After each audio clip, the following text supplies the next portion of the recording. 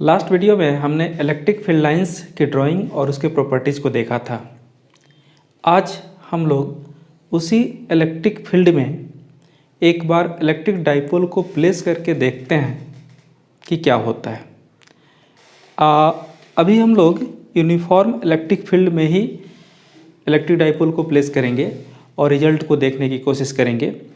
बाद में हम लोग इलेक्ट्रिक डाइपोल को नॉन यूनिफॉर्म इलेक्ट्रिक फील्ड में भी प्लेस कर सकते हैं और उसके रिजल्ट को भी एक बार देखना एक काफ़ी इम्पॉर्टेंट होगा।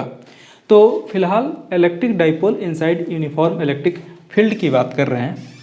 मैंने शॉर्ट में EF लिखा है और इसी को एक्सप्रेशन फॉर टॉर्क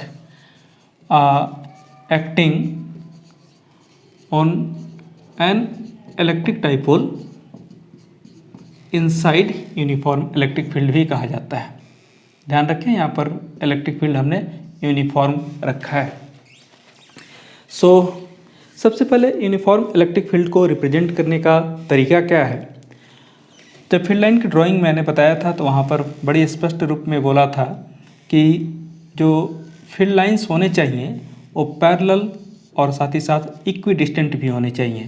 तो यहाँ पर एक यूनिफॉर्म इलेक्ट्रिक फील्ड रिप्रेजेंट करने की कोशिश ऐसा ही दिखेगा अगर रिप्रेजेंट करने की बारी आएगी यूनिफॉर्म इलेक्ट्रिक फील्ड को। तो अब इलेक्ट्रिक डाइपोल आप जानते हो कि एक सिस्टम ऑफ पॉजिटिव और नेगेटिव चार्ज को आप इलेक्ट्रिक डाइपोल कहते हो, जिसमें इस डाइपोल का टोटल लेंथ 2a होता है।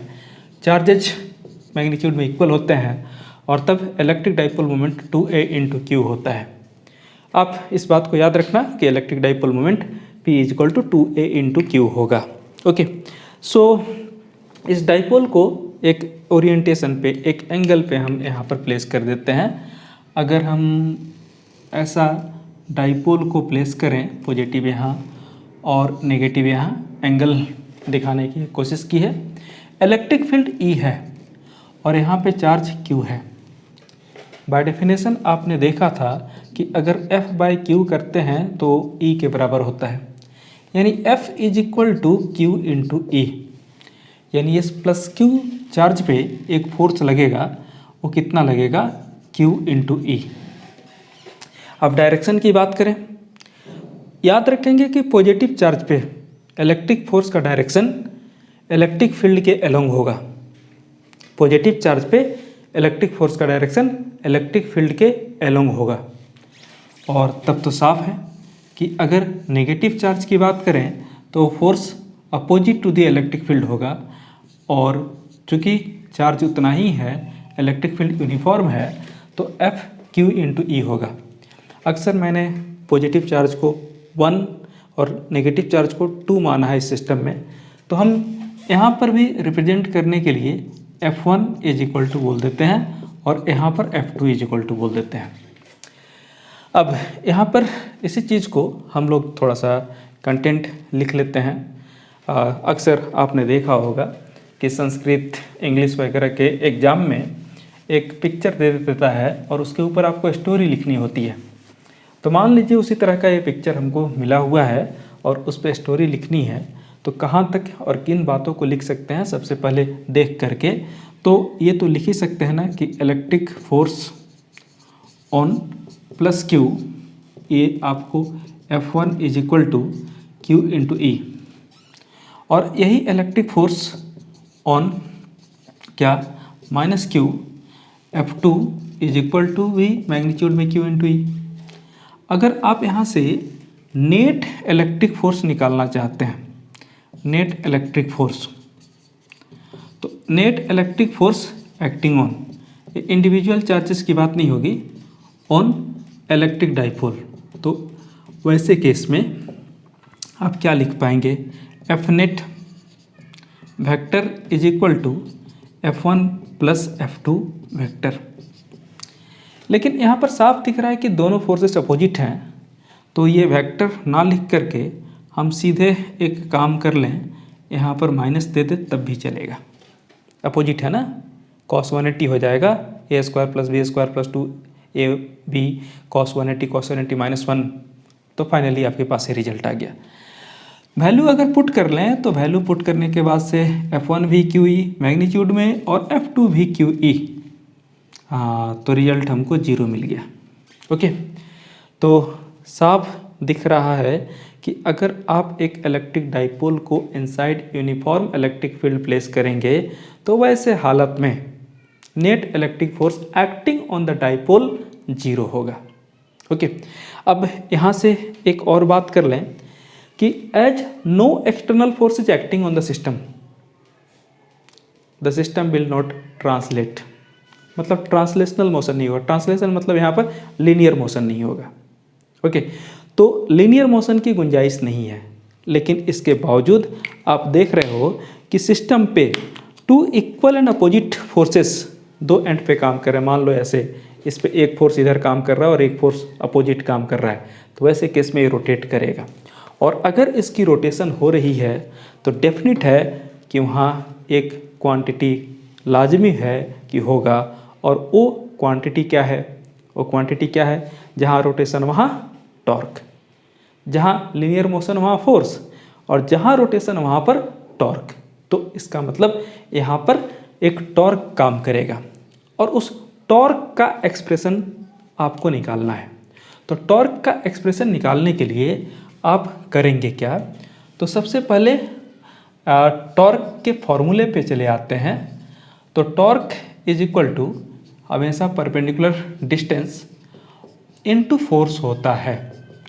ऐसा आप पहले भी देखे होंगे, या ऐसे लिखें तो हमारे पास tau is equal to R vector cross F vector, vector के फॉर्म में होता है। इस कंडीशन में नहीं, जनरल फॉर्मूले की बात कर रहे हैं। तो हम यहाँ से ये जो डायग्राम है उसको फिर से रीड्रॉ कर लेते हैं और रीड्रॉ करके प्लेस कर लेते हैं अपने डाइपोल को जैसा कि प्लेस किया हुआ था, और इस एंगल को फिलहाल थीटा एज्यूम कर लेते हैं।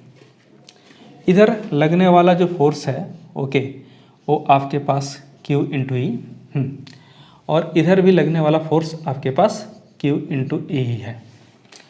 डाइपोल का टोटल लेंथ 2a था, तो ये लेंथ आपका स्मॉल ए हो जाएगा, और उस हिसाब से ये भी लेंथ स्मॉल ए, दोनों मिलाकर के 2a। ये बीच वाला जो पार्ट है ना, इसी के अबाउट ये रोटेट करेगा, तो ये आपको एक्सिस हो जाएगा रोटेशन का। ऐसा आप जानते हैं कि टॉर्क उतने ही लगेंगे जितने फोर्स। तो यहाँ पर टॉर्क को टाउ से दिखाते हैं, ठीक है। ये टाउ है, ताउ नहीं टाउ। हिंदी में जो च लिखते हैं ना, उसकी इस लाइनिंग को मिटा दीजिए तो जो सिंबल बनता है वो टाउ है। टॉर्क को टाउ से डिनोट करते हैं। तो ये टाउ जो है दो पार्ट में होगा। एक हम लिख रहे हैं यहाँ पर टाउ 1 और दूसरा लिख रहे हैं टाउ 2। अब दोनों में प्लस क्यों, ऐसी बात भी आपके मन में आएगी, तो थोड़ा सा वेट कर लीजिए, मैं क्लियर कर लेता हूँ। जैसा कि आपको ये ए दिख रहा है, और अगर आप यहाँ से ड्रॉ कर लेते तो ये आपको परपेंडिकुलर डिस्टेंस फोर्स के कंपेरिजन में हो जाता। अभी अगर एक ट्रायंगल आपको दे दिए जैसा दिख रहा है, राइट एंगल ट्रायंगल कुछ इस तरह से है ना, ये एंगल आपका थीटा है और ये ए है, तो ये कितना होगा इसकी बात, हाँ कुछ लोग बता भी पा रहे होंगे, और नहीं बता पा रहे हैं तो एक काम कर लेते हैं ना, एक्स मान लेते हैं। अब देखिए एक्स बाय ए क्या होगा, ओके ऑब्वियस है कि ये साइन थीटा होगा, परपेंडिकुलर बाय हाइपोटेनस, तो उसके हिसाब से ये ए कॉस थीटा हो, सॉरी ए क्या हो गया, साइन थीटा हो गया। वेल यहाँ तक तो पहुँच गए।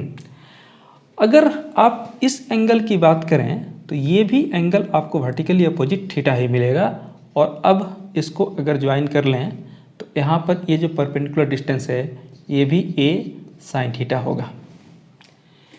अब टॉर्क की बात करें, यहाँ पर आपको लिखा हुआ है R cross F, cross product का direction right hand thumb rule से। तो यहाँ पर आपको देखिए ये आर है, और आर के तरफ से आपको क्रॉस करके एफ के तरफ जाना है, ठीक है। तो ये जो आर के तरफ से क्रॉस करके एफ के तरफ जाना है, ये देखिए एंटी क्लॉकवाइज है ना, तो अगर एंटी क्लॉकवाइज रोटेशन होगा तो वैसे केस में आउटवर्ड होता है, यानी यहाँ पर टॉर्क आउटवर्ड होगा। और यहाँ पर भी अगर हम R क्रॉस F करने की बात करें तो ये भी एंटी क्लॉकवाइज है, यानी यहाँ भी टॉर्क आउटवर्ड होगा। दोनों टॉर्क आउटवर्ड है, इसीलिए हमने दोनों को ऐड किया है। अदरवाइज अपोजिट होता तो सब्ट्रैक्ट करते, और अगर डिफरेंट डायरेक्शन में होता तो फिर रिजल्टेंट निकालने की ज़रूरत पड़ती। तो चलिए लकी है कि ऐसा है। तो अब देखिए τ1 में है ना, परपेंडिकुलर डिस्टेंस यहाँ पर a sin थीटा और फोर्स कितना है Q इंटू E, प्लस τ2 की बात करें तो वहाँ पर आपके पास a sin थीटा और फिर से Q इंटू E। यहाँ देख लीजिए इस जगह पे दोनों मिला करके 2a, Q को पहले ले लेते हैं, E को पहले ले लेते हैं, sin थीटा लिख लेते हैं। ओके, ऐसा लिखने से फ़ायदा क्या है, 2aq को आप अच्छी तरह से पहचानते हैं, यह है P और ये E sin थीटा, यानी टॉर्क का जो एक्सप्रेशन है tau is equal to PE sin theta आपका आ गया। यही है expression for torque acting on an electric dipole inside a uniform electric field. Okay, और ये आपको स्केलर फॉर्म में है, ये स्केलर फॉर्म है क्यों, P का मैग्नीट्यूड E का मैग्नीट्यूड sin थीटा, तो सिर्फ ये मैग्नीट्यूड दे देगा। और अगर आपको मैग्नीट्यूड के साथ डायरेक्शन भी चाहिए तो वेक्टर फॉर्म लिखना पड़ेगा। और वेक्टर फॉर्म में कैसे लिखेंगे, तो आपको मालूम है कि कहीं A B sin थीटा अगर देता है तो A क्रॉस B होता है, तो वैसे केस में टाउ के ऊपर तो वेक्टर दे देंगे, टाउ टॉर्क वेक्टर है, और यहाँ P भी वेक्टर है, इसलिए P vector cross E vector, यानी टॉर्क का डायरेक्शन अगर चाहिए मैग्नीट्यूड के साथ तो आपको P क्रॉस E करना होगा। तो मैग्नीट्यूड एंड डायरेक्शन दोनों ही आपको मिल जाएंगे। अगर आपको डाइपोल मोमेंट और इलेक्ट्रिक फील्ड का डायरेक्शन मालूम है तो टॉर्क का डायरेक्शन भी मिल जाएगा। ऐसे टॉर्क के बारे में जान लें, इसका direction always along the axis होता है, क्योंकि torque is a axial vector. In fact जितने भी रोटेशनल क्वांटिटीज होते हैं वो एक्सियल वेक्टर होते हैं, इसलिए उसके डायरेक्शन अलोंग द एक्सिस की बात होती है। खैर, वो जब ज़रूरत होगा तो आप निकाल लेंगे। यहाँ तक आपको होप क्लियर होगा। अब थोड़ा सा एक और हम लोग बात कर लें। अगर मान लीजिए कि यही इलेक्ट्रिक डाइपोल है ना, इलेक्ट्रिक फील्ड E में मौजूद होता और इसको हम लोग रोटेट करने की कोशिश करते हैं। जैसे किसी ऑब्जेक्ट को आप मूव करने की कोशिश करें तो वर्क होता है, अगर उसी तरह से किसी चीज़ को रोटेट करने की कोशिश करेंगे तब भी वर्क होगा। यानी आपको अब वर्क का एक्सप्रेशन निकालना पड़ेगा। तो एक्सप्रेशन फॉर टॉर्क नहीं, वर्क डन निकालना है, वो भी किस काम के लिए, expression for work done in rotating, rotate करना है ना, N electric dipole inside uniform electric field. तो सबसे पहला चीज़ यहाँ पर जो आपको क्लियर मालूम है कि अगर इलेक्ट्रिक फील्ड में आप डाइपोल को रखेंगे वो भी थीटा एंगल पे, तो एक टॉर्क ऑब्वियस है कि काम करेगा, tau is equal to PE sin theta, याद रखिएगा PE sin थीटा। और इस टॉर्क की टेंडेंसी क्या होगी कि इसको अलाइन करके यहाँ पर वापस ला दे। टॉर्क की टेंडेंसी होगी कि वो इलेक्ट्रिक फील्ड की तरफ इसको अलाइन कर ले ताकि दोनों पैरेलल हो जाए, थीटा 0 हो जाए और टॉर्क भी 0 हो जाए। तो अगर आप चाहते हैं कि नहीं हम इसको रोटेट करेंगे, कहाँ से, θ1 से θ2 एंगल तक ले जाएंगे, एंड θ1 θ2 कोई भी आर्बिट्री एंगल हो सकता है, तब तो आपको इस टॉर्क के अगेंस्ट वर्क करना पड़ेगा और इसी वर्क डन को निकालने की कोशिश करेंगे। ठीक उसी तरह से जैसे मान लीजिए कि डस्टर इस हाइट पे है, इसको हम इस हाइट तक लेके जाएं तो हमको एक वर्क करना पड़ेगा अगेंस्ट द ग्रेविटेशनल फोर्स। चलिए, तो वर्क के एक्सप्रेशन की बात करें, ट्रांसलेशन में वर्क का एक्सप्रेशन सबको मालूम है, और W is equal to constant force के लिए Fs, और वेरिएबल फोर्स के केस में बात करेंगे W is equal to F into s. आपको मालूम है कि फोर्स का एनालोगस क्वांटिटी रोटेशनल में टॉर्क होता है और लीनियर डिस्प्लेसमेंट का एनालोगस क्वांटिटी एंगुलर डिस्प्लेसमेंट होता है थीटा, और वर्क तो सबके लिए समान। तो ये आपका लीनियर वाला केस वर्क हो गया और ये रोटेशनल वाला। लेकिन ये दोनों एक्सप्रेशन तब काम करेंगे जब आइदर फोर्स या टॉर्क कांस्टेंट हो। यहाँ पर थीटा बदलने से आप देख रहे हो कि टॉर्क लगातार बदलता जा रहा है, और अगर टॉर्क वेरिएबल है तो हमको वेरिएबल के कॉन्सेप्ट की बात करनी होगी। याद होगा वेरिएबल फोर्स के कारण वर्क कुछ ऐसे निकला था। अगर इसके इंटीग्रेशन साइन को हटाएं हम तो ऑब्वियस है कि इधर डी आ जाएगा। तो उसी तरह से हमारे पास अगर छोटा एंगल हो तो वैसे केस में छोटे डिस्प्लेसमेंट के लिए, छोटे एंगुलर डिस्प्लेसमेंट के लिए वर्क निकाल सकते हैं, और छोटे डिस्प्लेसमेंट में ये जो टॉर्क है वो ऑलमोस्ट कांस्टेंट रहेगा, बहुत ज़्यादा चेंज नहीं होगा। तो इसको एक्सप्रेशन 1 मानते हुए हम वर्क डन निकाल लेते हैं इन रोटेटिंग, है ना, the electric dipole by small, very small भी लिख सकते हैं, स्मॉल एंगल क्या, डी थीटा। तब ये आपको डी डब्ल्यू is equal to tau into d theta होगा। ये इक्वेशन नंबर 2। अब क्या करना है, तो फ्रॉम इक्वेशन 1 एंड 2 आपको मिल जाएगा डी डब्ल्यू is equal to p e sine theta d theta. ये इक्वेशन नंबर 3। अब टोटल वर्क निकालने के लिए ऑब्वियस है कि इक्वेशन 3 को इंटीग्रेट करना पड़ेगा। यानी अगर आप चाहते हैं कि आपको वर्क मिल जाए तो इधर इंटीग्रेशन करना पड़ेगा पी ई साइन थीटा और डी थीटा को, P sign theta d theta को। लिमिट यहाँ पर क्या होगा, तो ऑब्वियस है कि ये थीटा 1 से लेकर के थीटा 2 तक। अभी जो कांस्टेंट है उसको बाहर निकालिए। आपने एक बार डाइपोल चूज कर लिया तो उसका लेंथ और चार्ज दोनों फिक्स हो जाएगा। वैसे केस में इसका डाइपोल मोमेंट कांस्टेंट क्वांटिटी हो जाएगा। यानी यहाँ पर P कांस्टेंट है, बाहर निकाल लेंगे। E भी कांस्टेंट है क्योंकि आपने वहाँ पर लिखा हुआ है यूनिफॉर्म इलेक्ट्रिक फील्ड, और जब इलेक्ट्रिक फील्ड यूनिफॉर्म है मतलब कांस्टेंट है, तो integration sign theta d theta. सभी मैथ वालों को इसका फॉर्मूला बहुत आसानी से याद रहता है और होप आप सभी को याद होगा। तो ये हो जाएगा P, है ना, माइनस कॉस थीटा, और कहाँ से कहाँ तक, थीटा 1 से थीटा 2 तक। निगेटिव साइन को हटाने के लिए एक काम कर सकते हैं, यहाँ कॉस थीटा लिख करके और लिमिट को चेंज कर लेते हैं। और ऐसे केस में आपको PE, है ना, cos theta 1 minus cos theta 2 हो जाएगा। ये वर्क हो गया। ये वर्क आपको तब निकालना होगा जब दोनों angle, initial and final angle दिए हुए हैं। अगर आपको कहीं बोल दे वर्क डन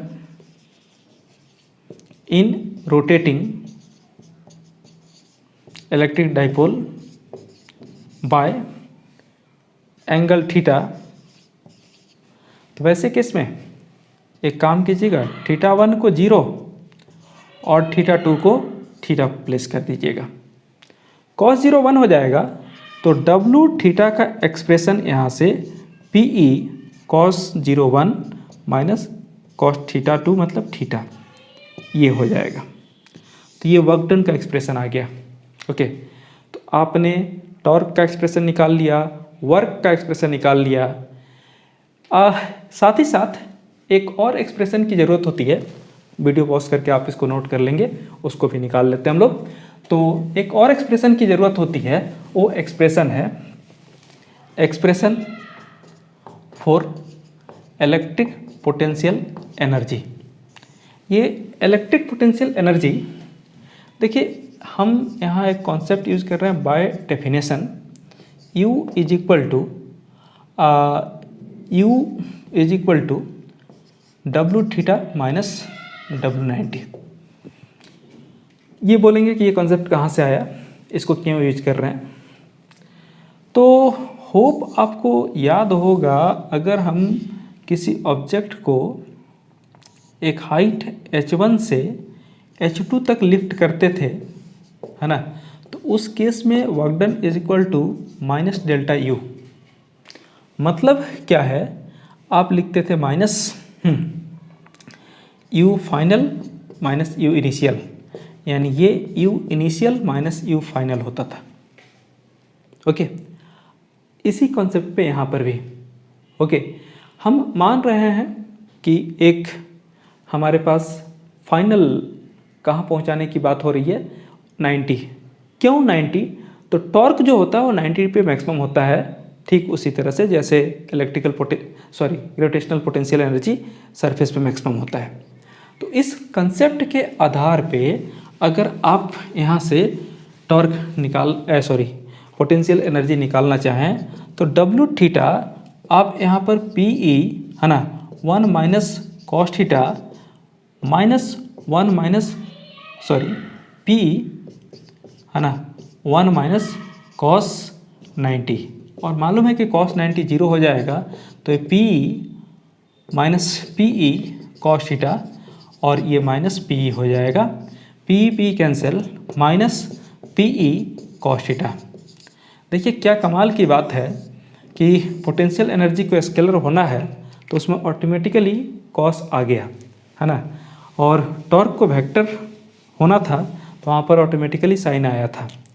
तो फिजिक्स के एक्सप्रेशन जो होते हैं ना, ऑटो करेक्ट मोड में होते हैं, अपने आप को सही कर लेते हैं, अपने आप को सही एक्सप्रेस करने की क्षमता इसमें होती है।